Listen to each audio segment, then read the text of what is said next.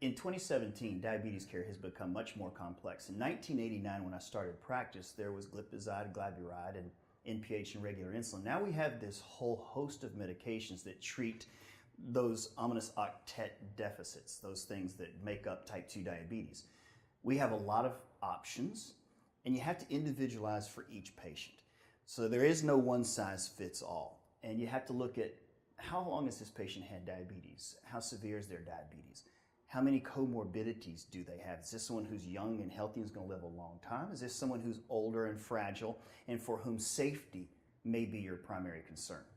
And then you have to look at the A1C. How much glycemic lowering do you need from a medication? Do you need just a little bit to tweak their improvement, or do you need something more potent that has more robust efficacy? And then you have to look at kidney function, and you have to look at side effect profile that patients may or may not be able to tolerate. You have to look at the complexity. Is this something that's going to require, like insulin, monitoring of glucose adjustments based upon carbohydrate content and exercise? Something that's a little more complex, requires a little more numeracy. And then you have to look at the other non-glycemic benefits, right? Does this patient really need the benefit of weight loss? Does this patient need the benefit of the systolic blood pressure reduction? And of course, cost always plays a role. What's available on the formulary? Is this a Medicare Part D patient for whom the donut hole may be a problem? So all of those things go into a fairly complex decision-making process. One wants to also consider hypoglycemia.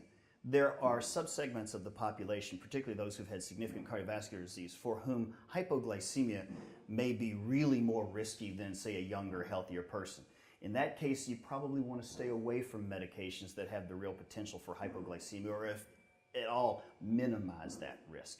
You have patients that may need weight reduction, and that may need to be as big a primary concern as efficacy in A1C reduction.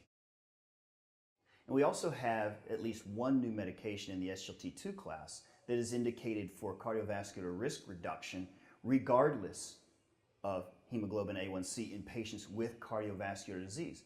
So as I think about my type 2 patients, I'm starting to think about, does this patient have cardiovascular disease? Does this patient not have cardiovascular disease? Because that may also now be a consideration.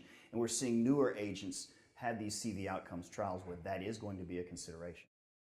We know and have known for a long time that both type 1 and type 2 diabetes carry a microvascular risk, that is the small blood vessels of nephropathy in the kidneys, neuropathy, nerve endings in the feet, and retinopathy, which is eye disease of the small blood vessels. But we also have learned more about the link between type 2 diabetes and macrovascular risk, that is peripheral vascular disease, cardiovascular disease, and cerebrovascular disease.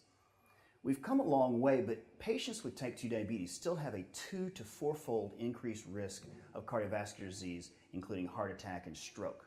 And if you look at the last 20 years in the United States, we've probably reduced the risk for patients with type 2 diabetes about 67%, or 2/3 reduction in risk for heart disease.